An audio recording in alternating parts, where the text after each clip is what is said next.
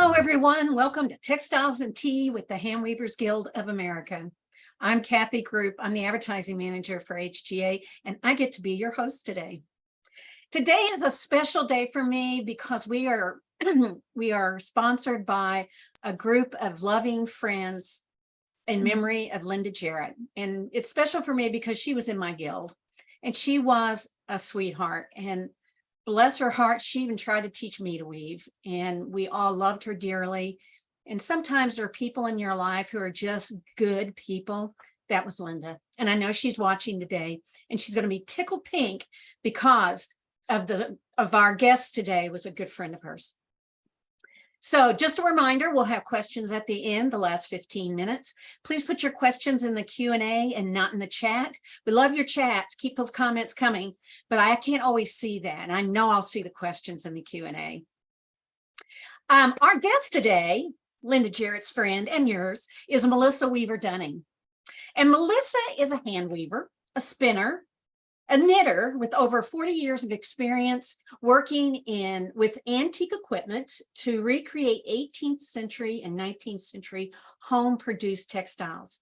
She began her textile study with a Scottish master weaver, Norman Kennedy, and we'll talk more about him later, in 1980.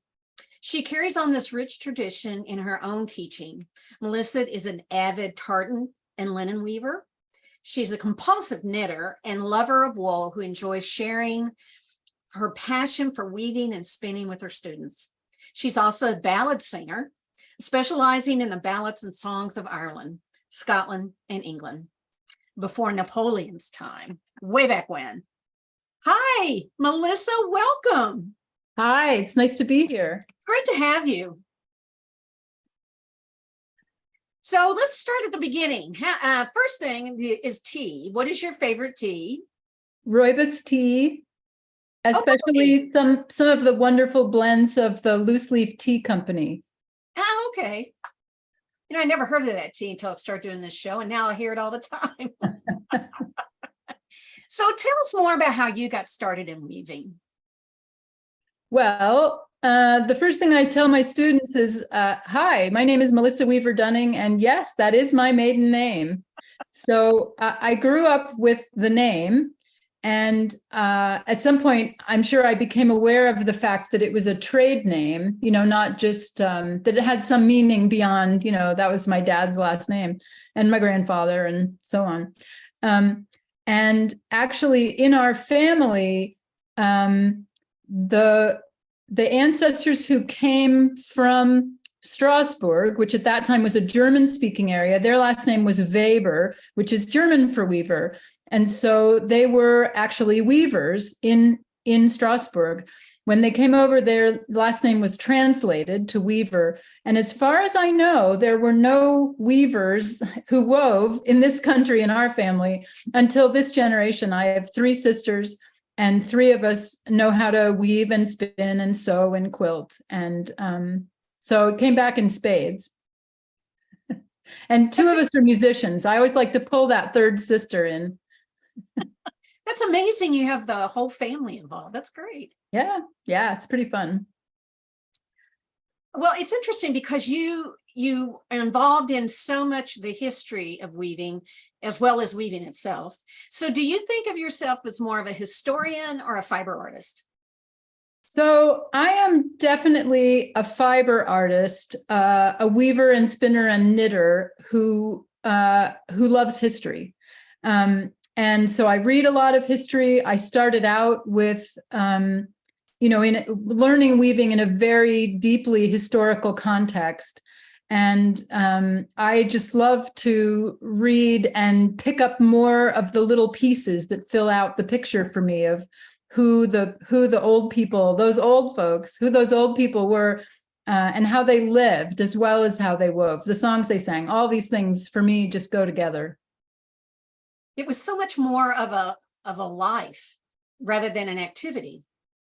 Well, and it's funny, I did a program last night for the Westfield Weavers Guild for their meeting about 18th century textiles. And one of the things I was talking about was the seasonal year for a weaver. Most domestic weavers, even if they did a great deal of weaving, they probably spent the warm months working outdoors in an agricultural context, trying to raise enough food to survive the winter. Weaving traditionally was very much a wintertime indoor activity. So it had a lot of different cycles. And then there were people who were full-time professional weavers and made enough money they could buy the things that they needed. But it's an interesting kind of world to dig around in. Yeah. Well, as we mentioned in your opening bio, you studied with Norman Kennedy. Mm-hmm. And for those who don't know who he is, would you share a little bit about him?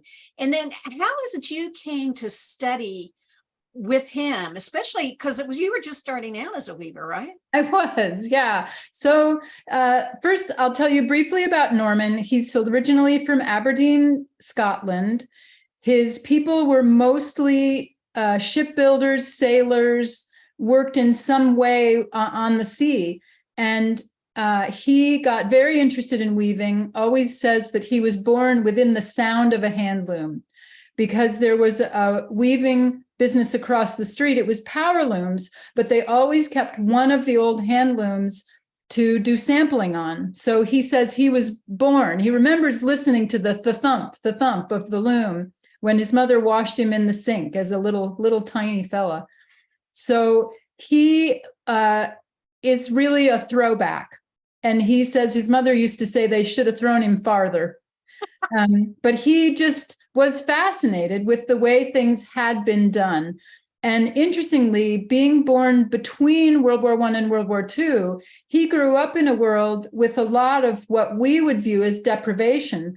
An awful lot of consumer goods were not available in Scotland, in really most of England, between the wars and after World War II for quite a while. And the shortage of things like gasoline to power tractors had people going back to many of the old ways of doing things. And he just found all that fascinating.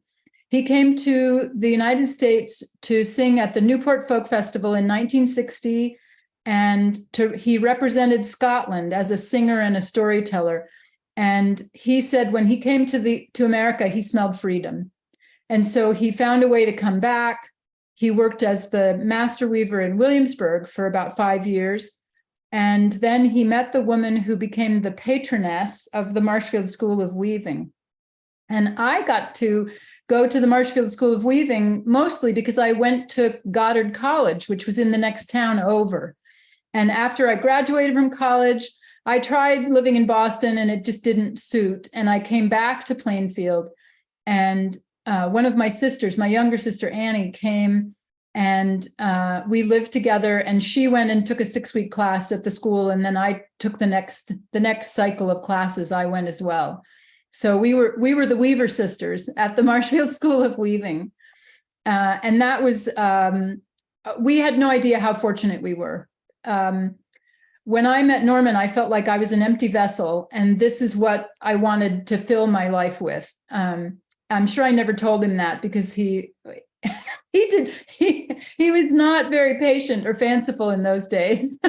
But as it happens, we have become really good friends. He's now one of my oldest friends, and I just attended his 90th birthday in August, which was just such a treat. He's really in very good form, and we hope he'll be around for some years to come.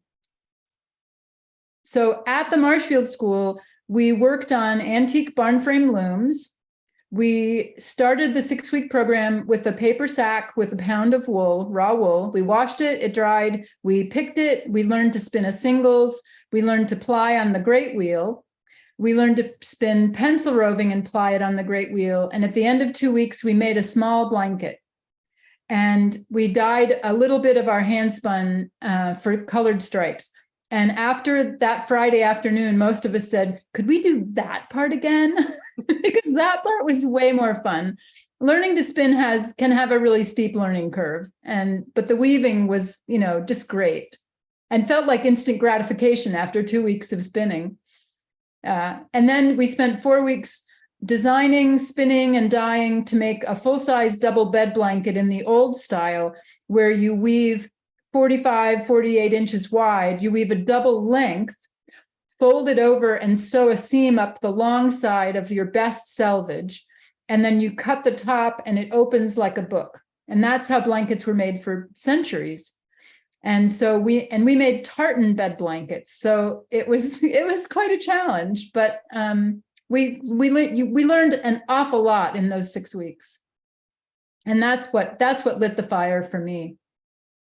So 6 weeks of all day long, they're working, right? When I was in college, a friend of mine said, I heard there's a weaving school over in Marshfield, but they make you work 40 hours a week.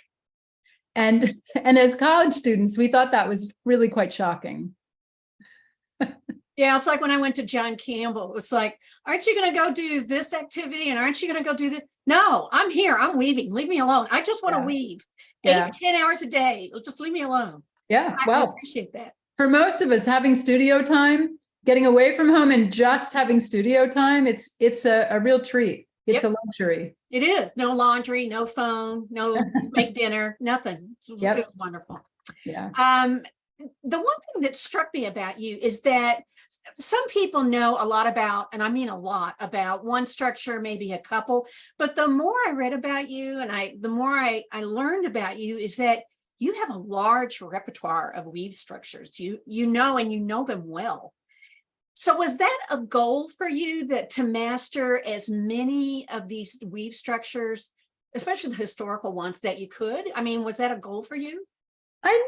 I'm not sure it was a conscious goal. You know, when you reach the age of, oh my gosh, am I really old enough for Medicare? Your perspective on all of these things shifts. And so I really just spent as much time with Norman as I could for about 3 years. And then I met my husband, and whoops, I was living in Virginia instead of Vermont, but we had a Weavers Guild. And we brought him down to perform for our events. We had my family and I ran a concert series, an regional arts organization. So he came down to perform at first night events and summer concerts. And when he started teaching at the John C. Campbell Folk School, I think the second year he taught there, I came along.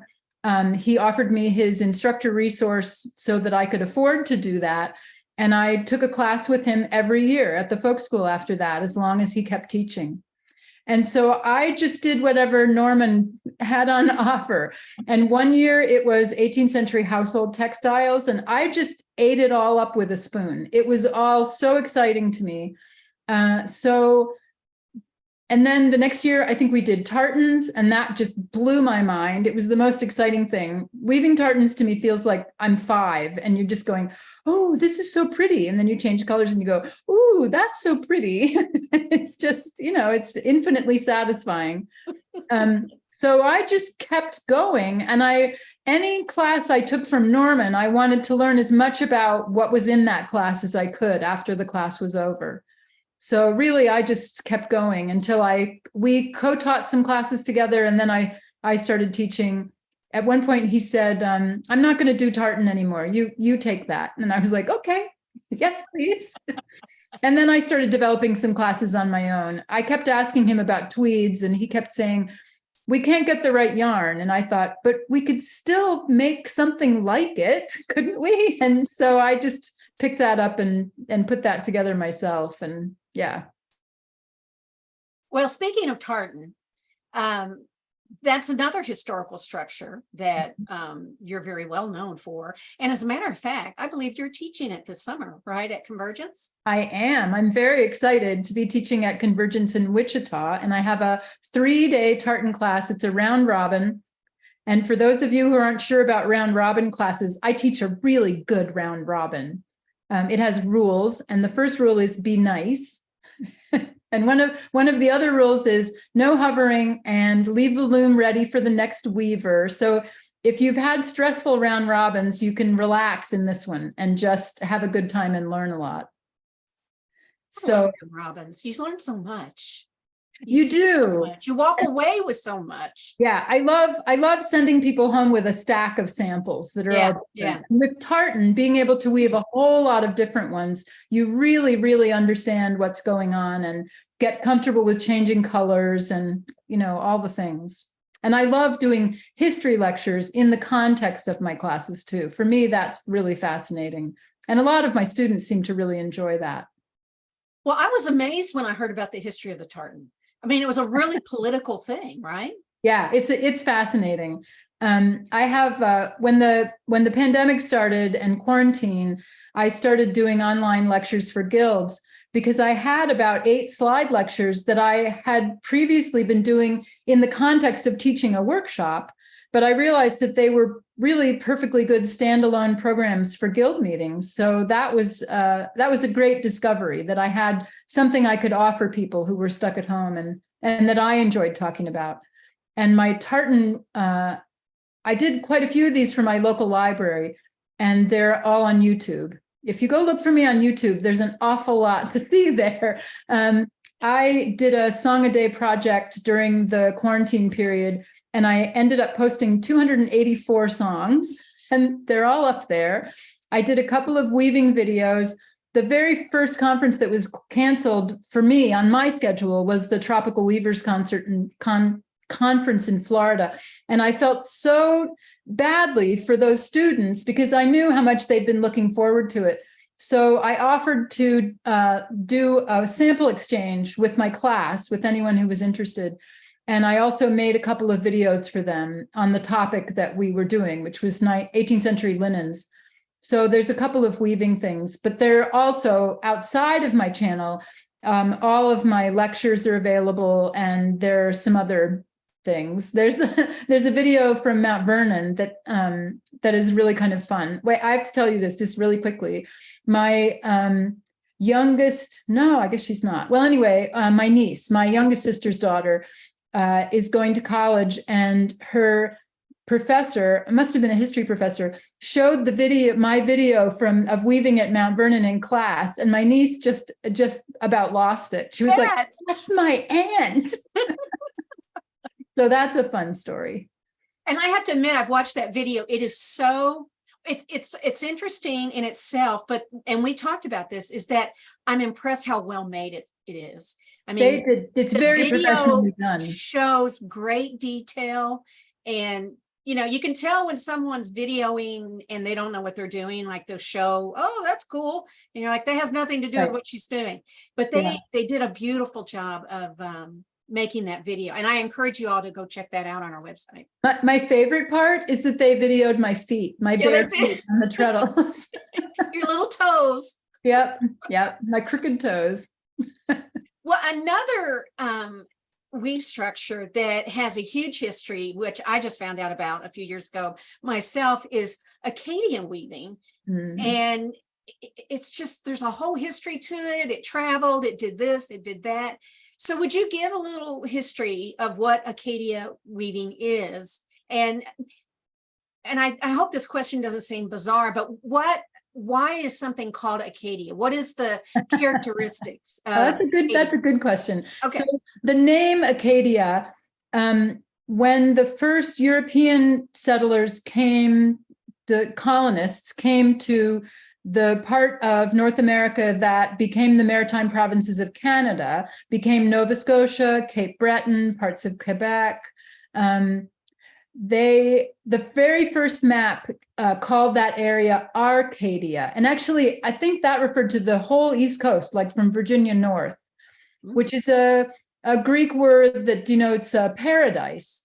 And at some point, I think it was Champlain, dropped the R and it became Acadia. So it was a typo, basically.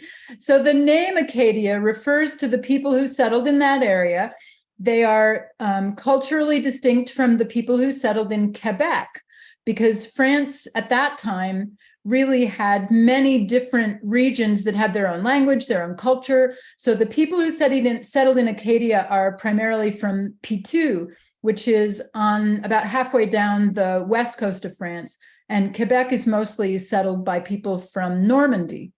So very different people, distinct cultures. And they, most of the French peasant weaving was two harness, and they figured out ways to make two harness weaving interesting. And so they wove from the right to the left on your screen, they wove Catalan, which used rags for some or all of the weft. And if it was all white, it was called a couverture de mariage, which is a wedding coverlet. Imagine trying to save white rags living on the frontier. They had a linsey woolsey skirting type fabric, which included S&Z twist threads used together to make a little chevron. It has a patterning called à la planche, where you pick up a pattern shed at the behind the harnesses and bring the stick forward and flip it up, and then transfer that pattern shed forward to use it. And you can see the kind of golden brown dotted line on the skirting fabric there, and also some color and weave effects. They made a cloth called cordon, which has crammed threads in the warp and also in the weft, sometimes one, but often both. The next fabric is a heavy skirting, because everyone who emigrated to Canada found that it was so much colder than Europe, where they had been living. And so they needed more layers and heavier clothes. So that's a drugget type, totally weft-faced skirting. And then the last piece has boutonné, which is a raised loop design. And so all of this is woven on two harness loom. And actually what we're looking at are class samples, and these are all woven on a single warp in class, which is a pretty neat trick, really, but yeah. So the type of weaving, now you're really thinking, the type of weaving that they did in Acadia was part of their cultural heritage, and it was for clothing and other textiles. Well, the French and the English fought over that territory, and at one point the English won, and they kicked out all the Acadians, all the French people, or all the ones they could find, and sent them to the 13 colonies. And eventually many of those people ended up in Louisiana. This is a very short form of a long, complex story, 10 years between homelands. But many of them ended up in Louisiana, and the French people there, who were from yet another part of France, and the people in charge are always the people with the money, the people with means. And they said, okay, you peasant people can come, but we're going to give you some rotten land way up in the bayou. And the physical isolation of their new homeland and the intensity, the way they valued their culture, 250 years later, and now 300 years later, they were still weaving the same type of textiles, using cotton rather than wool. But all of these techniques appear in Cajun weaving. So the word Acadian morphed into Cajun when they went south. Oh, okay. I didn't know that. And it's such an interesting class. I love to teach this class because you can be a brand new weaver, and if you can get somebody to help you warp your loom, you can come to class. You don't need to even have thrown a shuttle before. And you can be a very experienced weaver, and you will learn some things that will make you say, whoa. And some techniques that are new to you and can be applied to modern cloth. So it's a very cool class. There's almost nothing on the internet about Acadian weaving. Somebody is going to write a book. The first one might be Austin Clark, who is a friend of mine who is not eligible for Medicare yet. So that qualifies him as a young person, whether he feels like one or not. So I think he's going to be working on a book about specifically Louisiana Acadian, and maybe I'll get in there at some point too. We'll see. It's a pretty exciting area. I love it that you and Austin, I don't know Austin, but you and Austin are keeping this information not necessarily alive, but you're promoting it and sharing it and teaching it so it doesn't get washed away. Is really important. And just to toss in another detail about how small our world is, Austin used to live in Atlanta and knew Linda Jarrett quite well. So really, all these circles come together. It's pretty cool. That's cool. Yeah. Well, He for said, someone who is so well versed in the history of weaving, where do you see the future of weaving? Where do you see weaving going from here? well, that is the $1 million question. We get so excited when you get younger people in your class. And for my husband asked me about 15 or 20 years ago who my students were. And I said, well, they're generally my age or older. And at that point, many of them were 20 years older.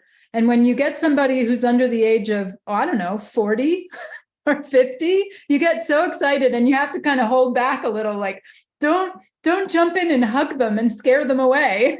let them find out for themselves, if this is for them. Because the young weavers are vital. That's the future of what we're doing. And I think we really have to just trust that this is going to happen. We have to, those of us who love to teach and enjoy sharing what we know have to keep going, as long as that's possible. Mm-hmm. And we have so many more ways of teaching now, which is really quite exciting. But we're just looking for the young people. The latest thing in the last 10 years, I always ask my students something about their background in fiber. And about 10 years ago, I started having students who said, well, I learned to weave in the 70s, and then I had a family and or a career. I got very busy, and now I'm retired. And increasingly, more and more of my students are retired, and they're having a ball. They're just having a great time learning stuff. But we need to encourage the younger people. We need to give them looms. You hear me, folks? We need to donate looms. We need to make this as accessible as possible for younger people, because that's one of the factors is, it's expensive. Mm-hmm. But there are ways, there are means. Well, I don't think I heard much about how important it is to make something and that need to be creative and the need to make slow clothing, that term, when right. I first started weaving. So it's interesting is that it's got a new kind of spin to it now of it's not just about, oh, I have this hobby. It's also kind of a change of attitude or lifestyle in some ways. Right. Well, and I feel very strongly that we live in such a digital age. And we hear that all the time. But in fact, we have extraordinary resources at our fingertips. Those of us who've been around for a little while can remember before there was the internet. And when I'm teaching and telling stories, it's like, well, I spent a long time trying to find this particular book. Whereas now I go on to adall.com and I can usually have that book within, well, maybe a day or 2 or 2 weeks at the most. But I think that the digital world that we live in really makes people hungry for creating tangible things. I think that many people have a deep need, even a hunger, to create things with their own hands. And for some of us, that might be cooking. That's can be a very creative act. But for many people, I particularly have enjoyed over the years demonstrating at fairs and festivals, and that kind of fit in with the business we ran. We would periodically do multicultural festivals, which were one of my favorite things. And I would often have small looms, little belt looms, different looms for kids to try. And kids love to weave. They just get so excited about it. And it's not just girls or just boys. They all find it just fascinating. And it's just so important for people to have access to ways to make stuff. So I'm excited by the culture surrounding that, people talking about being makers and finding ways to fit this into other parts of their ethos. Yeah. Sorry. You're also a spinner, right? You've talked about that. So I'm always curious to hear the relationship between spinning and weaving. I've heard different people talk about how they impact on each other. How about for you? What is the relationship between spinning and weaving for you?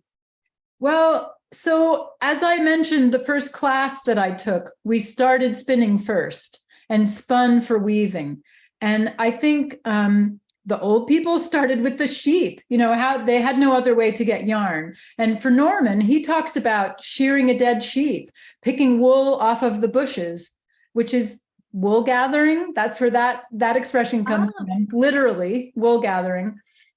So we have the luxury of being able to purchase threads and fibers in all kinds of forms and colors. I really appreciated learning how to start from the fleece and work all the way through, but I just loved weaving. And I knew how to spin for many years, but I tell my students, but I know how to juggle too, but that doesn't mean I can. I just know how it works. So, and Norman always said it took 7 years to become a spinner. And I wondered for quite a while when my 7 years was going to start. And as I was following him to the Campbell Folk School, one year he taught a spinning seminar. And we learned to spin with a supported spindle, a grasp spindle, 2 different styles, which you can use the same tool for. And that gave me a portable tool that I could take everywhere. And I did. For the next 6 months or so, I took that spindle everywhere. We did other things. We spun on small wheels, big wheels. We processed linen. We spun cotton. We did all kinds of things with wool. But that spindle was the thing I took home and took everywhere. And at the end of 6 months, I sat down at my wheel again, and I was a better spinner because I had focused so much on the absolute fundamentals of twisting and drafting and making yarn. And that's when my 7 years began. It was around the year 2000. And when I could make better yarn, I was much more interested in exploring spinning. And after some, 5 or 6 years, I said, okay, I think I'm ready to teach some spinning classes. What do I have to offer? Because I knew I didn't know everything. I didn't want to know everything. By then, I was old enough to have a sense of what was possible. I had 3 kids. I had a job. There's a lot going on in your life. You really can't do everything. So I thought, okay, so I can teach people about how to select fleeces for the purpose that you want, or just to learn about fleece. Where shall we start? I can teach about traditional wool preparation.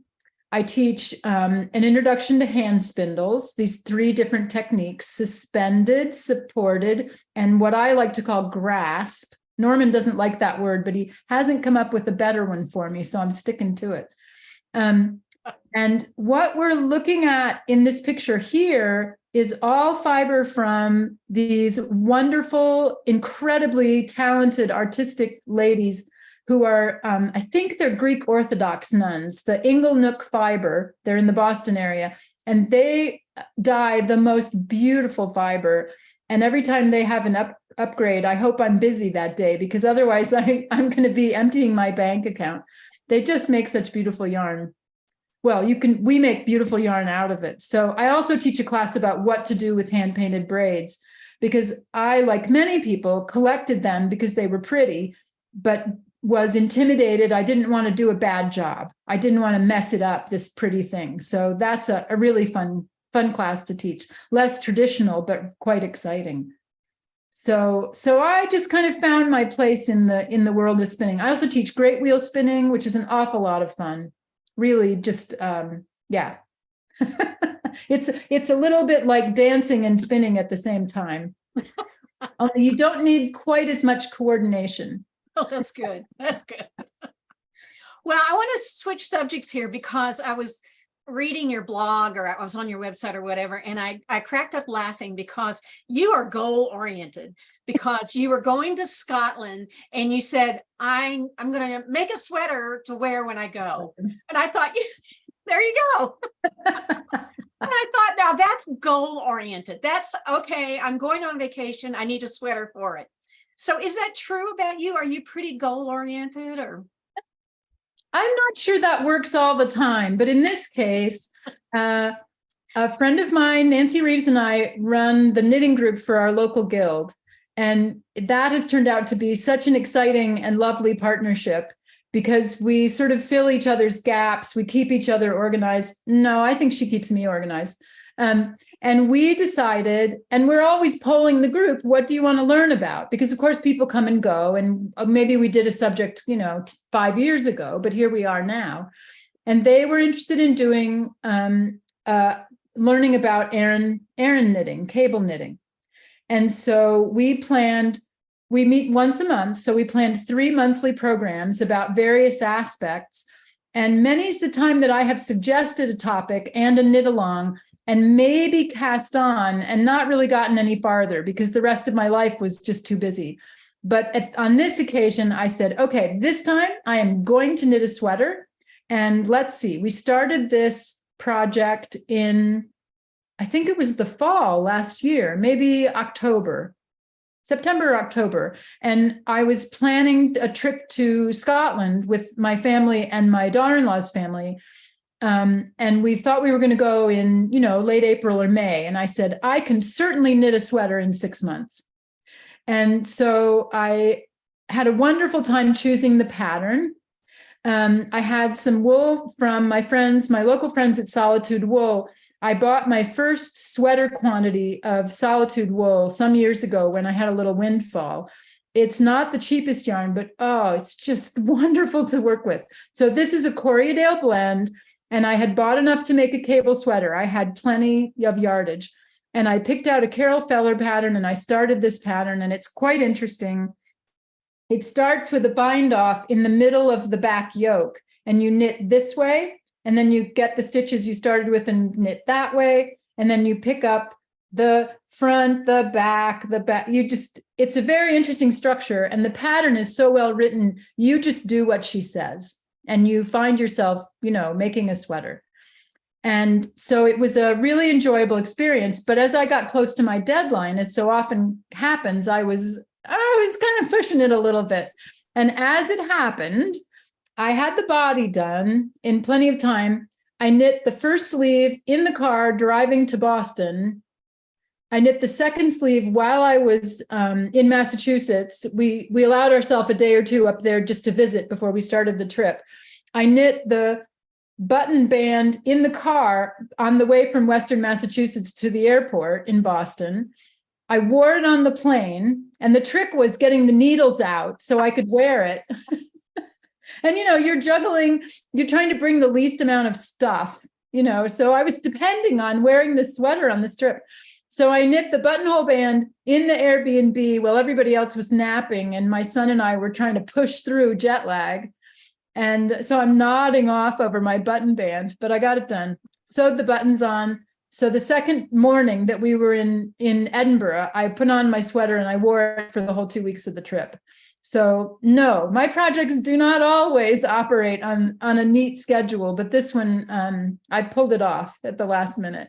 And I was so pleased with the fit of the sweater. I just can't say enough of how much I like this pattern. I just love it because when you make something, there's a story to it, Yeah. You have a scarf and it's like, oh, I remember this scarf. I was in this class, or a sweater, or whatever it is, and this is a great story.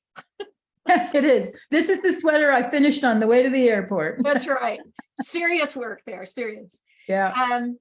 You weave a lot of samples for your classes, like the slide that we saw a while ago. And when you want to weave just for you, what do you weave? Like, what was the last thing you wove for fun? Right now, I have a hand spun scarf on a rigid heddle loom, and I had such a good time spinning that yarn. That's fun. The last sort of large, big floor loom project that I did, we have a young friend who was good friends with one of my daughters when the kids were growing up, and she became a doula. And she asked me if I would weave a ruana for her that she uses to wrap up the mothers in labor and sometimes babies as well. And I had signed up for a Diane Totten class. I'd always wanted to take one of Diane's classes, but I'm usually teaching while she's teaching, while we're at the same conference. So she did an online class with a guild in Virginia. And so I thought, okay, I'll plan this warp and I'll put it on the loom and I'll use it for the class. And then I will also use it for Kate's ruana. So that's the last thing I took off the floor loom. And I got this bug in my ear and I picked out my colors, and I think I had 8 different colors of A2 cotton. And I marked the spools. I numbered the spools and put them on my spool rack, and I warped a third of the warp, and then I rearranged them and did the center third, and then I put them back in the original order and did the last third. So I was just playing around. This is not historical weaving. This is just having fun at the loom and at the warping board. So this is that cloth on the loom. This is an AVL home loom, which is a real treat. It's a great fabric loom, really, really fun. And I wove my crimp cloth, and I have my sample, and I have plans for a project to follow through on that. But most of what I got was the Ruana, which I still need to hem and send to its recipient, but we're close. Earlier, I referred to all your different hats that you wear. And one of them is teaching, and you really have a passion for teaching. And we have a photo of you from that video of you teaching at Mount Vernon. Oh, that's not it. Oh, sorry. Yeah, this is a John C. Campbell class. That's a John C. Campbell's class. Anyway, earlier we showed you at Mount Vernon weaving and doing the video.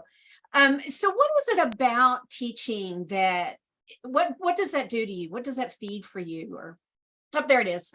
Way to go, Mandy. Yep, that's me in costume. I think I am somebody who I've taught myself a lot of things. I learned to knit, I learned to read at the age of 4.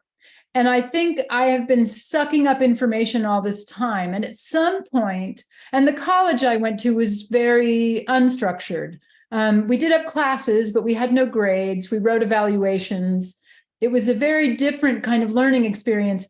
And the individual student had to be rather more responsible for their learning than you do in a more conventional setting. Mm-hmm. And at some point, I think I started looking at the structure of learning, of how you put information together in order to teach things. I think it was really just a natural extension of how I pursued education myself, how I learned things. And I just, really wanted to be able to pass that on, to write, little manuals, to tell people how to do things. It was just like the next step. First you're a student, and then you're a teacher. That just kind of rolled out for me. And I am extraordinarily fortunate and deeply honored to be carrying forward the knowledge that Norman Kennedy has, some fraction of the knowledge that he has, to be part of that, ongoing chain of knowledge over centuries. To me, that's just priceless.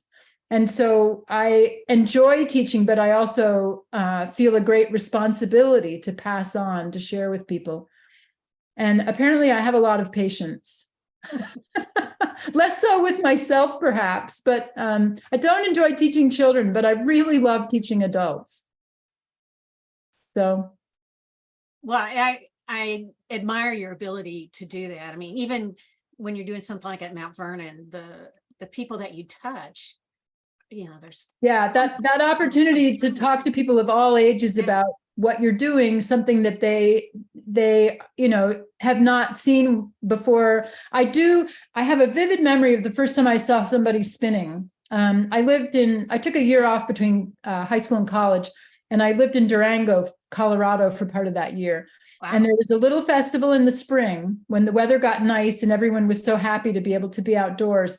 And there were 2 or 3 women spinning wool in that town. And I stood and watched them for the longest time. And I was like, oh my gosh, I really want to learn how to look at what they're doing. They're making yarn.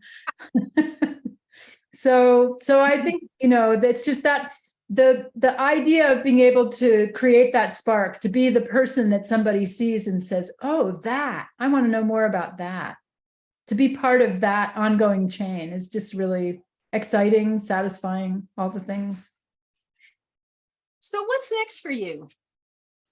Well, I just had a huge stash sale at my weaving studio, and that was great. It was a big project, and it may possibly be an annual event because it might take me quite a number of years to whittle my stash down. It got really big there.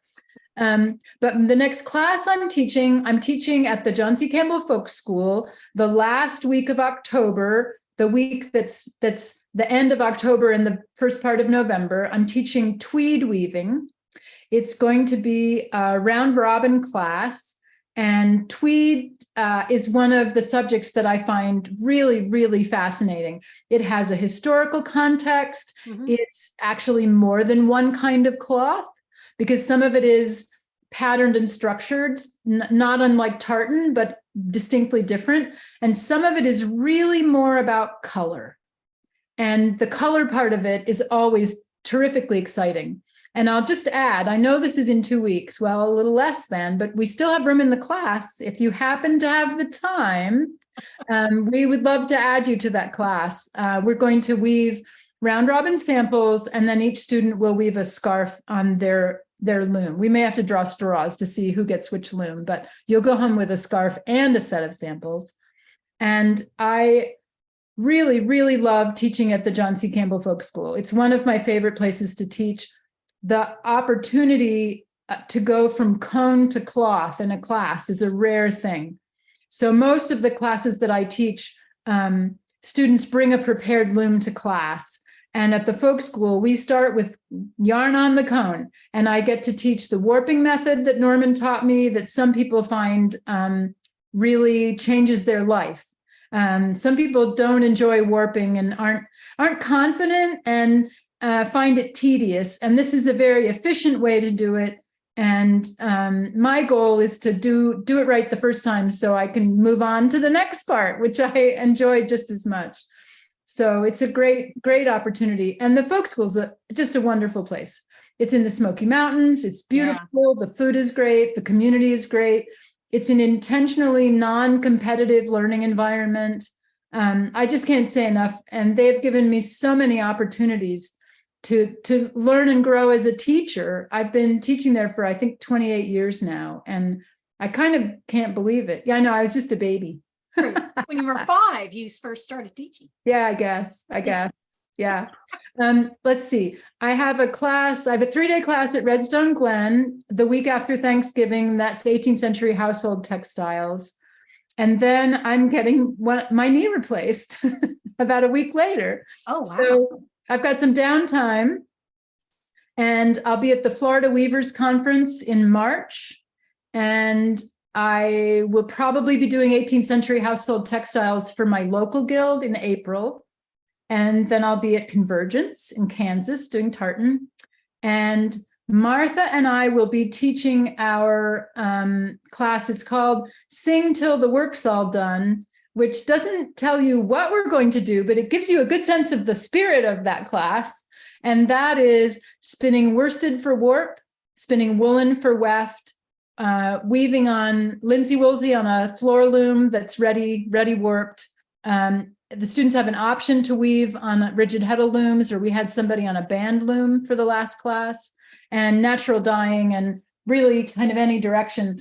But one of the important parts is that we sing and tell stories every day. That's part of the fabric of what we do in that class. And I think I'm also teaching 18th century household textiles. So I'll teach a week of weaving, and then Martha and I will co-teach a class, because if you're going to do it, you might as well go all the way. I should have asked that question earlier. I mean, you're so busy. How do you do that? All right, we have questions. Let's get to some questions. You just keep going. Helen wants to know, what kind of yarns do you use for the fine tartans? I use Jagger Spun Superfine Merino 218 set at 30 ends per inch, although I've been backing off to 28 the last couple of years. I think the yarn has changed. The mill says no, but my experience of the yarn, I started opening it up just a little bit more. And I do tartan blankets with Jagger Spun mainline 2.8 set at 16. That was a lot of information. It was. Tyler wants to know, and this is almost a class, what he wants to know, or she, sorry. You were talking about, he wants to know about the thickness of cloth in historical sense. And I'm going to summarize this, that the peasants spun and wove weave wove yarn that was thicker than the upper class. Yes, Is that's that true. true? Okay. And the ones to know, could you recommend a book or other sources that talk about historical clothing weaving in different cultures? Ooh, there's so many. What do you Oh, recommend? that's hard. Yeah. I started out with Keep Me Warm One Night, which is a terrific book if you're interested in historical weaving in North America, Mhm. because it's the catalog for an exhibit at the Royal Ontario Museum in Toronto, but the curator and the curator's wife, who later also became the textile curator, were both weavers. And so it includes drafts and detailed information about weave structures.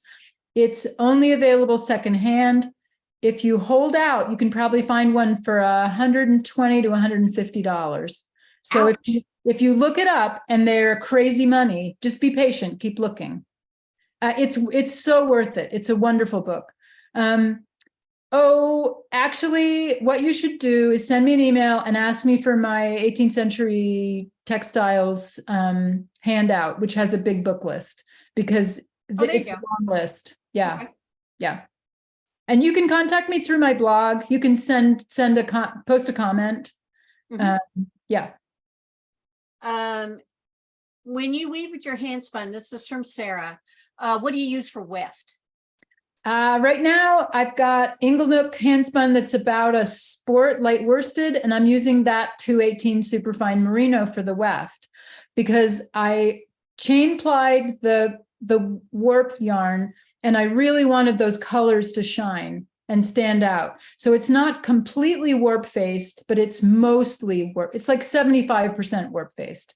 And so a very thin weft yarn and beating it gently turns out to be a nice way to get a supple scarf that really shows off the warp. Okay.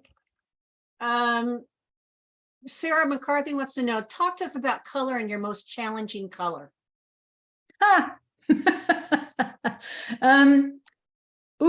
I just love color. I love tartan weaving because you're weaving areas of pure color and then you're mixing colors. All the time that you're weaving, you're creating new color as you go. Mhm. And with the tweeds, the color gets even more, mixed up. And the hand painted braids, you just can't go wrong. They're so beautiful. Color is, to me, a deeply exciting subject. I love to wear color. I'm not one of those people who wears black clothes. I do wear a lot of blue. There's a lot of blue in my closet, but it's just so much fun to play with color and get involved with it. But I almost don't know where to begin in this context. Yeah, color is just super fun. Sandy Morrison, is there a link for the class you're talking about? What kind of loom is required? You talked about so many, I'm not sure which one she's talking about. Well, the John C. Campbell Folk School has a very well-appointed large studio with at least 36 looms in it. So when you come to the folk school, you just arrive. You could fly into Atlanta and catch the shuttle to the folk school and not bring a single tool, except maybe something to take notes on, because it's a fully appointed studio. I do often suggest that people bring a favorite shuttle. You may have tools that you particularly like, your sleigh hook, things like that, but you don't need to bring anything to that class. The Redstone Glen class, those looms are already warped. We just walk in, we talk about what we're going to do, and then we weave. So that's like dessert all 24/7. So it just depends on the class. But for the folk school, you do not bring a loom to that class. You arrive and there are looms for you to choose from. I knew this was going to come up. Betsy wants to know, what is the name of the sweater pattern? Who made that pattern? Or how could someone find that pattern? Ooh, I think it's called Kurda. Hang on, I'll find it. Rather than get it wrong. I have to go on my phone and look at Goodreader and pull up knitting and cardigans. And is it a C? Kurdach. Okay, it's Curdach, which I think is pronounced Kurdach, but I could be wrong. And it's by Carol Feller, and you can find it on Ravelry. All right, say that again. Curdach. All right. Yep, there it is. Okay, Yay. good job. All right. Thank you. Terry Shoemaker wants to know, do you do Zoom classes on knitting? I don't. I have a very poor internet at my house. I'm currently in my daughter, who's a real estate agent. I am in her office, her home office, and the kids are having screen time, or it would be noisier here. So I haven't done any online teaching. I've just been doing lecture programs. I am available to come to guilds, although I have to confess I'm doing a little less traveling these days. My husband's almost 80. I'm getting older. Nah. I think so. Yeah, you can have my email address. Can I just put it in the chat? Oh, that'd be wonderful. Because then I won't tell the whole world or whoever's going to listen to this. Okay, there it is in the chat. You can also find me on Facebook as Melissa Weaver Dunning, and you can message me there. I often get messages from people I have not previously had contact with. So I try to check Messenger fairly often for message requests. Sometimes it takes a little while. I'm like, ooh, that was 6 weeks ago. Sorry. But yeah, you can find me that way too. Well, Miranda is going to Marshfield School of Weaving in January. Oh, that's she wants exciting. to know any recommendations so she can make the most of her time up there. Oh, rest up before you go. Just be open and take a lot of notes. Take a lot of pictures. I assume you're taking maybe a basic class, one of the basics classes. And if you're lucky, Norman will be in good form and he'll appear in the studio from time to time because he's like the sprinkles. That's pretty fun. Foundations, great. Yes. Just be prepared to learn a lot. There's just so much information. The old looms are delightful. The first time I did a round robin workshop with my Virginia Guild, we went to the Manning School when that was still open. And maybe two or three of the warps were on Glamocra looms on big Swedish countermarch. And most of the people who got on those said, oh, I don't like these treadles at all. They're floating. And I said, aren't they wonderful? So if you've ever woven on a barn frame loom and had enough time to get used to it, you may find you need a bigger house. Those places are dangerous. They're dangerous. Yeah. Well, I can't believe we have to stop. Well, this has been so much fun. It's been wonderful. I learned so much about you every time I meet you or hear you talk. It's just amazing. You get more done in a day than I do in a year. It just amazes me. It just seems that way. Thank you so much for being on today. If you want to learn more about Melissa, go to her blog spot. She also put her email on the chat if you want to, and I'm sorry we didn't get all the questions. There was a bunch of them, a lot of how-to questions that email Melissa. I'm sure she'll be glad to reply to you. So thank you so much for being on here today. Go check out her blog spot. She has more knowledge than people should have. It's just amazing. And again, I want to thank our sponsors. And again, I'm sure Linda is just smiling from ear to ear that she she was the sponsor of this episode. And we do appreciate all of her weaving friends that have sponsored this episode today. Thank you so much, Linda. All right. And if you would like to sponsor an episode, you can do it as an individual. You can get your guild to sponsor your business. Just go online and go to Textiles and Tea, and there's a button there you can push and be a sponsor. Or if you have any questions about it, call me, we'll talk. Next, do you know what's coming up? Convergence. Yesterday, we had another opening for those who had been Fiber Trust had donated to Fiber Trust. That opened up yesterday, and next week it's open to everyone. So get ready, figure out what you want to take and get in there. And if you're not sure, choose those classes that you're absolutely sure. We don't want you to get left out. The other thing to keep in mind is you need a membership if you're going to take a class. So do that first. Do that this week. Second, if you want the CVP, the Convergence Value Package, which gives you a discount on your classes and will include the fashion show and the keynote speaker, and you get a lovely bag. Do that first. You can't do that with buying your classes. It makes the computer blow up and horrible things happen. So this week, do those two things. Get your membership done and get that CVP in there. And then Monday at noon Eastern, don't panic, it's not midnight, noon Eastern, we will open up registration for everyone, and you can start purchasing those classes that you want, those tours, the sessions. There's so much. And so you can check that out now. If you don't know what you want to take, the registration book can be downloaded as a PDF.